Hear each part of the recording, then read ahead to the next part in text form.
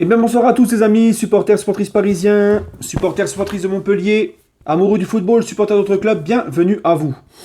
Bah écoutez, victoire du PSG, 3 buts à 1 à Montpellier pour la 17e journée. On prend de l'avance sur Marseille, 8 points d'avance avec un match en retard, on verra ce que Marseille va faire demain. Écoutez les amis, franchement, j'ai pas de mots. J'ai pas de mots parce que, et c'est mon premier point de la soirée les gars, la touche à tuche. Ah oui, on parle beaucoup de la chatte à Deschamps, mais la touche à Tuche, elle est quand même pas mal aussi. Bon, tu me diras, Deschamps, il a un palmarès, contrairement à Tuchel. Mais les gars, on gagne 3-1. Je ne sais même pas comment on fait pour gagner.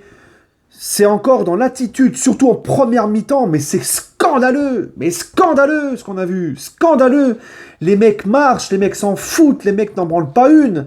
Les mecs n'ont.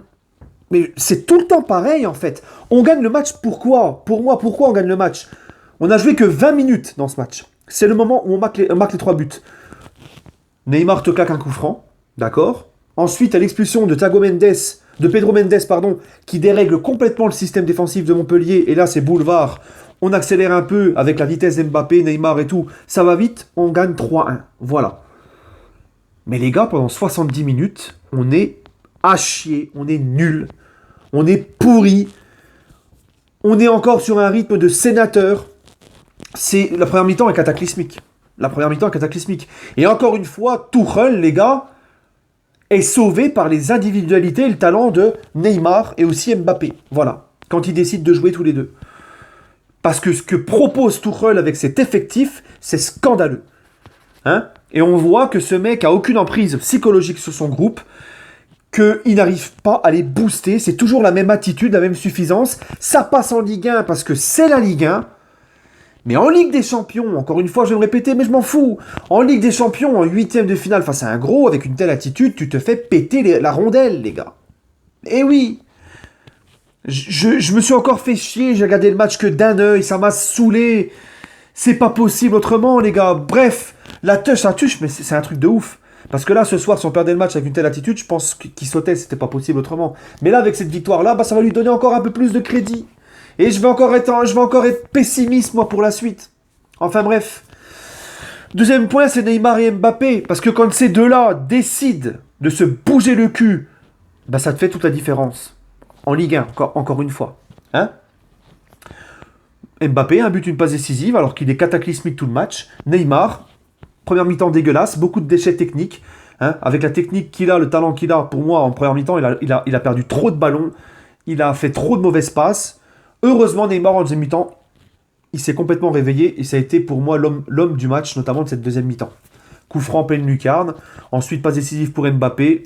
Et il était à l'origine de beaucoup de choses. Hein, un coup franc qu'il a d'ailleurs lui-même provoqué. Donc ça prouve que quand ces deux-là se sortent les doigts du cul et qu'ils pensent un minimum au collectif aussi, eh ben ça va mieux. Voilà, ça va mieux, les gars.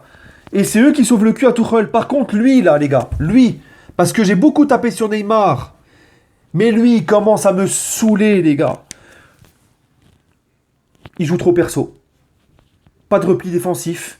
Il perd la balle, il est comme ça, il baisse la tête, il tire la gueule. Et il sort. Quand il sort, les gars, son attitude, déjà face à Nantes, je n'avais pas parlé, mais il a recommencé ce soir. Oh, gros, t'as 20 piges, t'as que 20 piges. T'es rien encore, t'as que 20 piges, gros. D'accord? C'est quoi cette attitude? C'est quoi ce manque de respect? T'as des mecs comme Choupo-Moting qui n'ont pas joué depuis 10 matchs, des mecs comme Draxler qui joue quasiment pas, Cavani qui joue quasiment plus. Oh, t'as des mecs qui ont besoin de jouer. Tu peux leur laisser quand même 5 minutes dans le jeu, à ta place.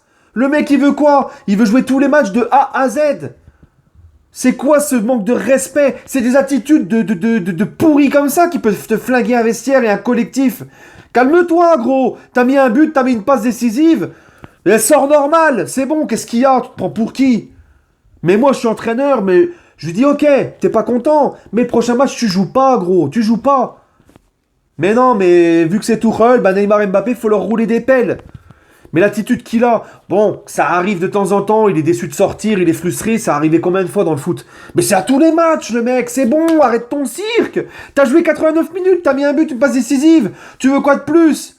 Tu veux quoi de plus? Tu veux qu'on se mette à genoux, qu'on te fasse une pipe? C'est bon, stop maintenant. Mais il est malade, lui. Il commence à me saouler.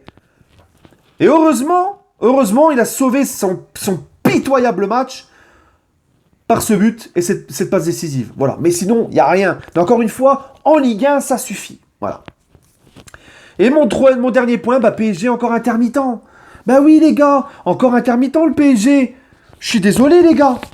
Mais moi, là, je suis désolé. Le Paris Saint-Germain n'a joué que 75 minutes dans ce match. Et ce qui est un truc de ouf, c'est que ça a suffi. Encore une fois, merci aussi l'arbitre qui a déstabilisé complètement la défense de Montpellier. Mais bon, hein, le Pedro Mendes, tout mignon, tout beau qu'il est, c'était mérité. Il n'y a rien à dire. Et heureusement pour nous que Montpellier, après le 1-0, a essayé de gérer, n'a pas essayé de continuer à nous pousser et à profiter de notre enfoutisme. Mais dans le contenu global, les gars, moi je suis encore inquiet. Je suis désolé, les gars, je voudrais vous dire le contraire. Vous allez me dire, t'es encore dur, mais non. Je suis encore inquiet. On s'en sort encore bien. La touche à tuche. Eh oui, les gars.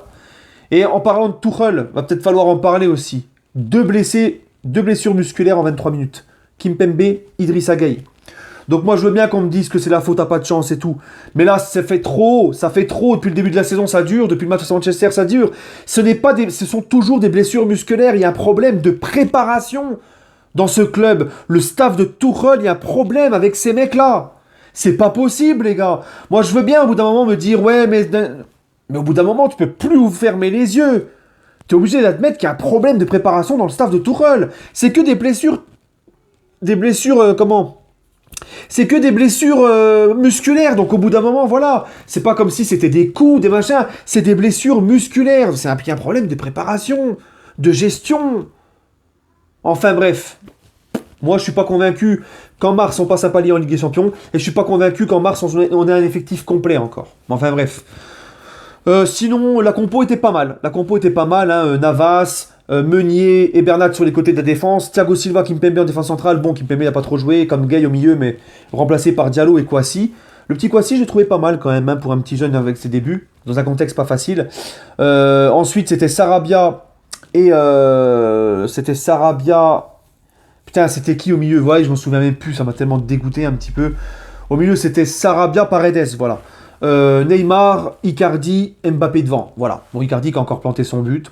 Voilà. Icardi qui fait pas grand chose dans le match. Mais c'est un vrai buteur de surface. Il est là, il fait le geste parfait. Impeccable. Mes top, mes flops, bah, mes top Neymar, parce que tu gagnes clairement le match grâce à lui. Un autre top, Thiago Silva, patron derrière. Et pourtant, on en a chié quand même derrière. C'était pas facile. Mais Thiago Silva, là, tu la baraque. Et j'ai envie de mettre Bernat dans mes tops. Parce que Bernat, tu le vois que lui, de la première à la dernière minute, il lâche rien. C'est un chien enragé. J'aime son attitude à Bernat. Voilà. Et mes flops, Mbappé, pour l'ensemble du match. Malgré qu'il a mis un but, une passe décisive. Je parle même pas de la performance sportive et de ce qu'il a compté sur le résultat. Je parle de tout. Son attitude quand il sort, son attitude sur le terrain. C'est insupportable. Il est insupportable quand il est comme ça. Et mon troisième flop, Sarabia, qui au milieu de terrain a montré beaucoup de déchets, beaucoup de lacunes. Et on sent que Sarabia, c'est pas fait pour être titulaire au PSG, malgré que c'est quand même un bon petit soldat, un bon petit joueur. Bref, les amis, sur ce, prenez soin de vous, dites-moi votre réaction en commentaire. Et on se retrouvera demain pour l'avant-match de PSG Galatasaray. Sur ce, prenez soin de vous et allez Paris.